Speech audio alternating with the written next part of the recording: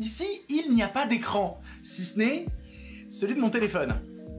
Ouais, on va parler des gens qui regardent des films sur téléphone. Première question, pourquoi? J'aimerais qu'on en parle.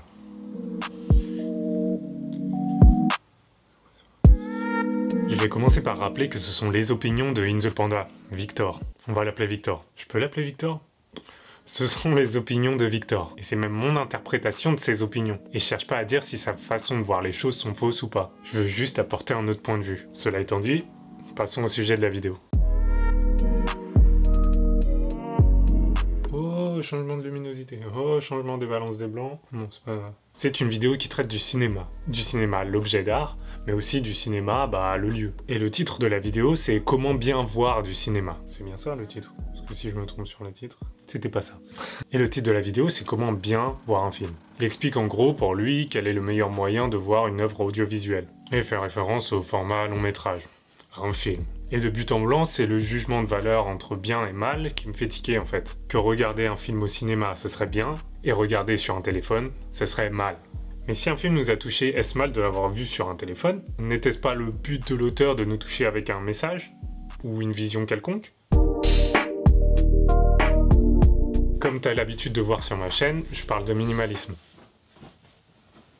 Et Louis fait du bruit. Comme t'as l'habitude de voir sur ma chaîne, je traite souvent de minimalisme. Et une des choses importantes du minimalisme que je défends, c'est de mettre en avant les expériences, les relations, avant l'objet et le matériel. Ce qui se traduit dans mon approche de tout type d'art, d'essayer de se focaliser sur l'objet art, plus que l'objet du média.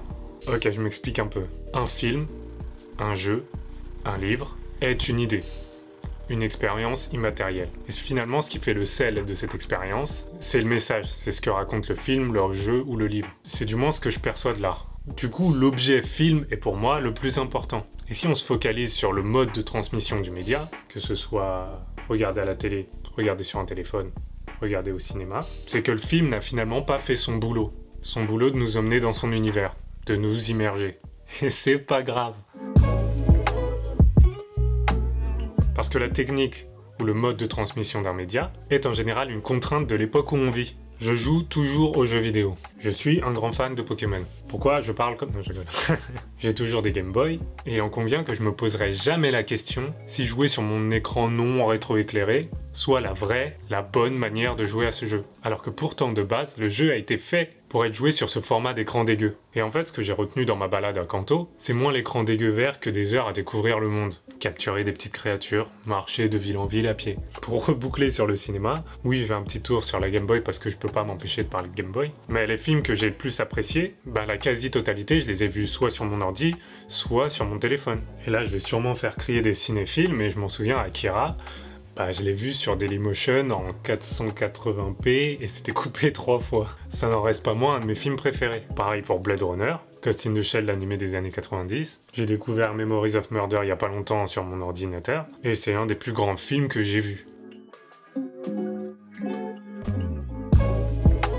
Ce que je veux dire, c'est que l'appréciation personnelle et l'expérience est biaisée par notre vécu. Je suis né dans les années 90. Et j'ai grandi dans un contexte où l'iPhone n'existait pas, où les smartphones étaient à milieu d'être assez populaires pour que tout le monde investisse du budget dedans. Ça peut paraître fou, mais dans ce contexte, où les ordinateurs étaient des PC fixes, où Internet, c'était Wanadu, ça a toujours été un rêve de pouvoir emmener mes vidéos avec moi, et pas être attaché à un endroit particulier. Et du coup, par ce vécu, regarder un film sur mon ordi ou mon téléphone, je trouve que c'est une expérience beaucoup plus personnelle, voire une expérience plus intime avec le film. Et je me sens plus immergé dans le film.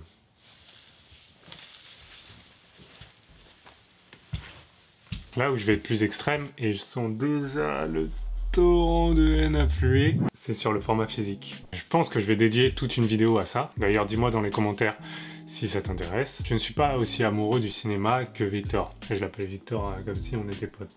Heureusement qu'il va pas voir cette vidéo. Je pense que s'attacher aux objets est un contresens par rapport à l'expérience que veut nous faire vivre un film. Et il en va de ma position personnelle.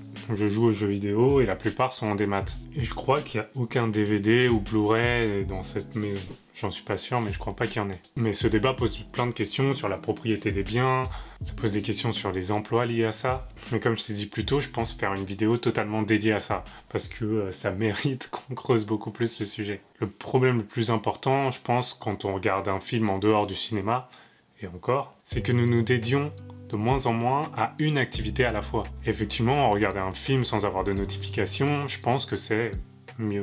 J'ai d'ailleurs sorti une vidéo où je faisais le même constat, d'essayer de prendre du temps pour apprécier les artistes, de se poser. Et le problème aussi vient du binge watching, le fait d'enchaîner des tonnes de films ou de séries juste pour les avoir vus, comme si on devait checker une checklist. Et les téléphones ainsi que les plateformes de diffusion encouragent ce mode de consommation. Et j'ai bien dit consommation. Le fait est que non. Je ne pense pas qu'il y ait de bonnes ou de mauvaises façons de voir un film. Tant que tu apprécies le film, bah, c'est cool, non ?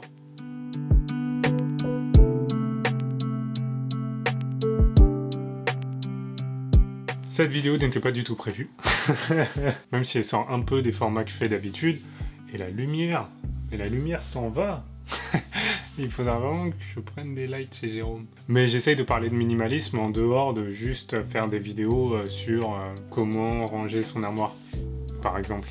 Ça veut pas dire que je le ferai pas, mais ça m'amuse plus de lier le minimalisme à la culture. Du coup voilà, c'est un gros débat. Est-ce que toi tu penses que regarder un film sur son téléphone c'est mal? Ou est-ce que tu trouves comme moi que finalement c'est le film le plus important et que ces débats sont des débats autour?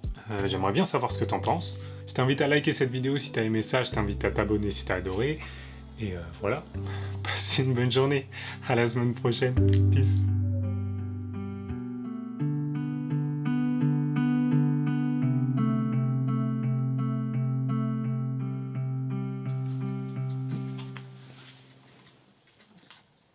Ça gratte.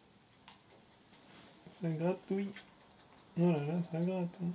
Ah, je pense vraiment que les cinéastes vont mourir 3 fois quand ils vont entendre que j'ai vu Akira sur Dailymotion en 480p. Et encore. Et encore, je sais pas si c'était en 480p. Je l'ai revu depuis. Mais voilà. C'est tout ce que j'avais à dire. Et Louis n'arrête pas de se lécher. Peace.